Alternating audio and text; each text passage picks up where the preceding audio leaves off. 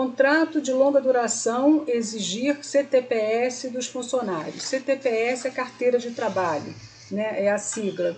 Então, qual a importância dessa pergunta, obviamente, para você discorrer para a gente, e que deixa de até ser uma resposta.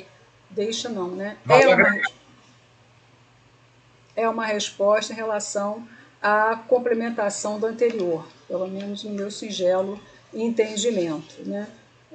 Mas realmente a habilitação é de suma importância, né? O contrato de longa duração e exigir carteira de trabalho dos funcionários, né? Coloca para a gente, por favor, Francisco Nazaré, essas colocações na base jurídica, né, que a doutora Aparecida Defante está falando mais a parte administrativa em si. Né? Vamos então, doutor Francisco Nazaré. Sim, eu só quero complementar, doutor Francisco, porque o contrato para o condomínio, para o síndico, para o dono do prédio, né, que a gente fala, o dono são todos os moradores, né, os donos são todos os proprietários, e isso é muitas vezes negligenciado pelos próprios. Eles acham que quem tem a responsabilidade principal é só o síndico. Não é.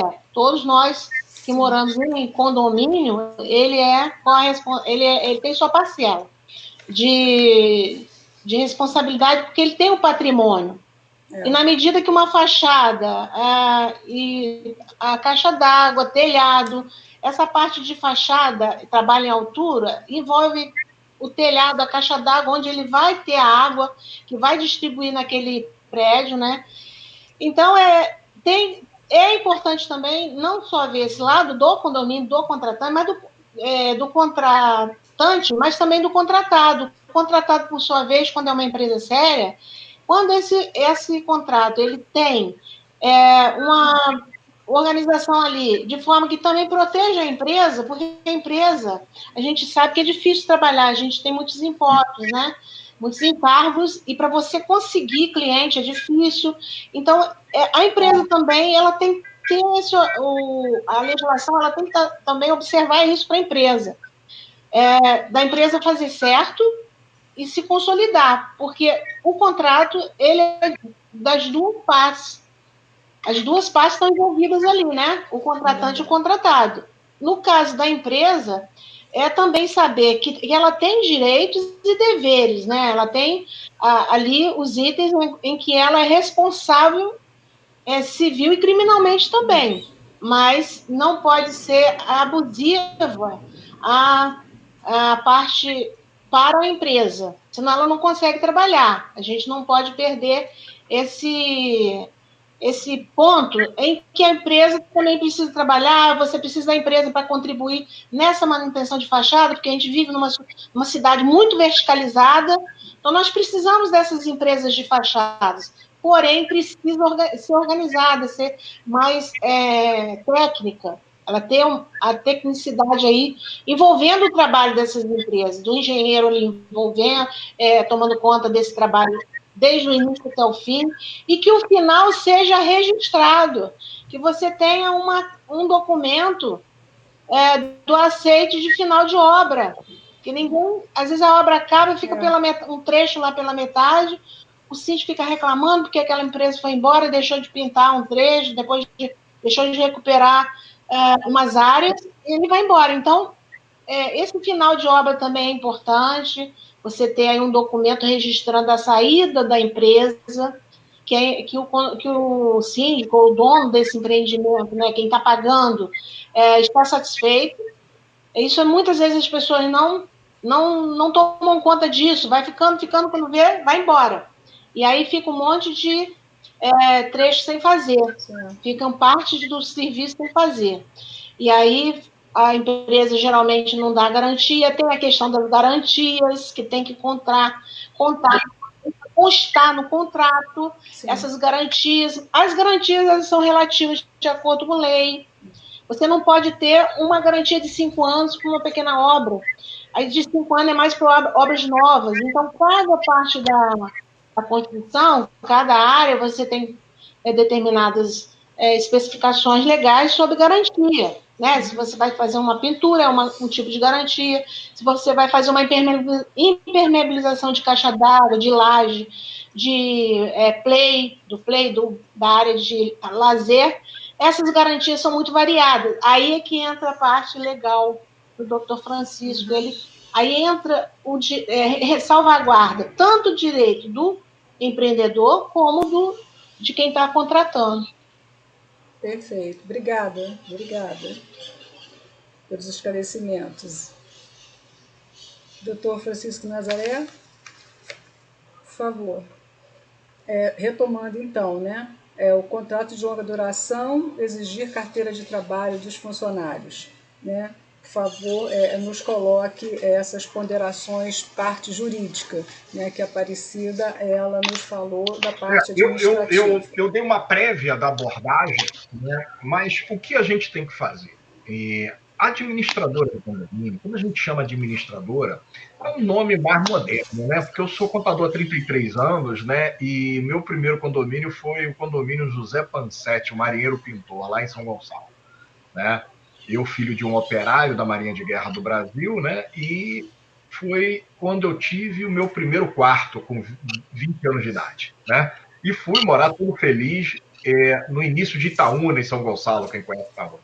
Foi no condomínio da Marinha e quis Deus que 3 anos depois eu me formasse, eu já estava na faculdade, me formasse em contabilidade, o síndico me deu esse condomínio para administrar, né? E não era para administrar naquela época, era contabilidade de condomínio.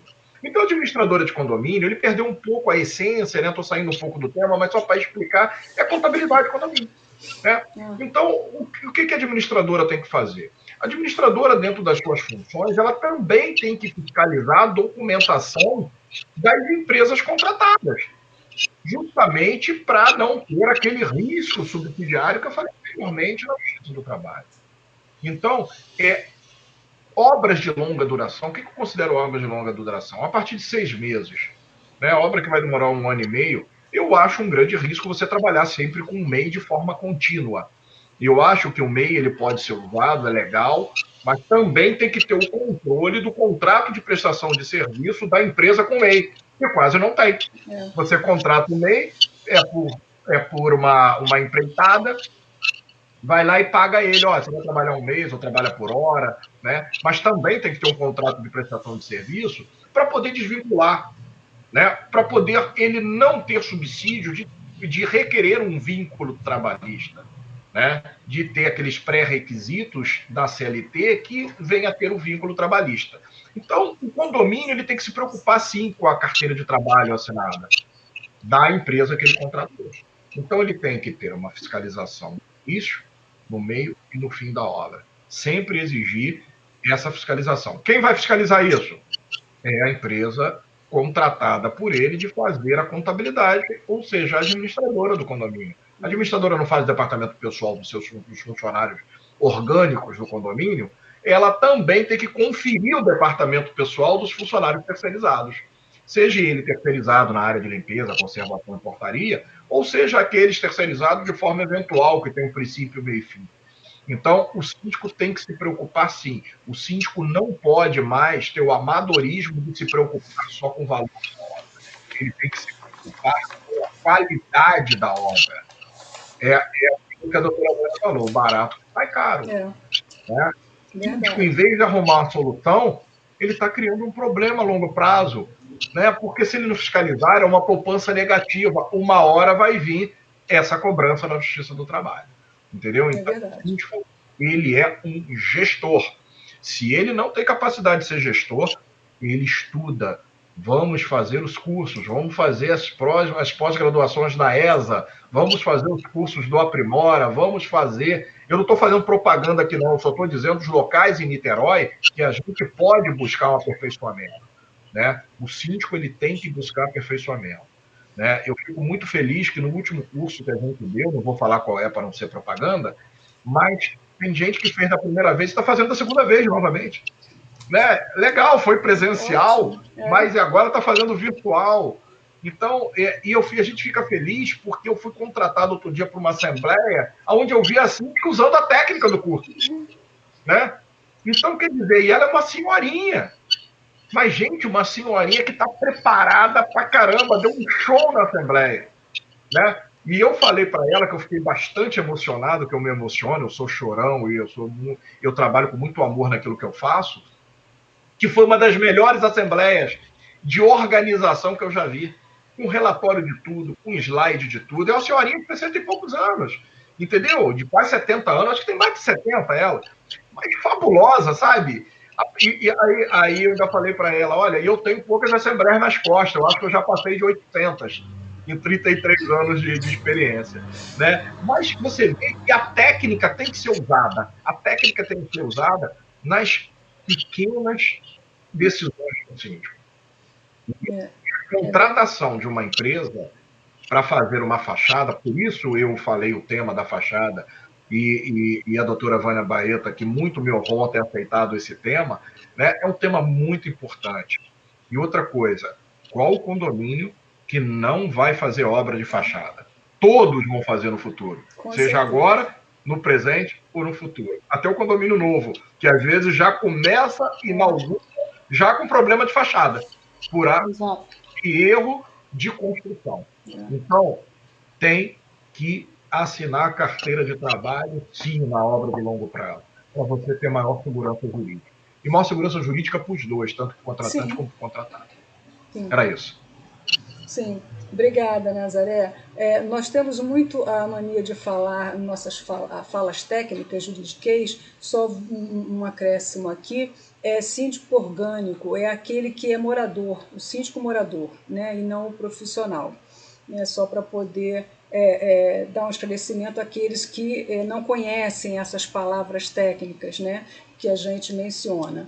Mas, Nazaré, continuando... O funcionário orgânico também é aquele que é contratado direto pelo condomínio, não é terceirizado. Entendeu? E agradeço aí a complementação, Nazaré.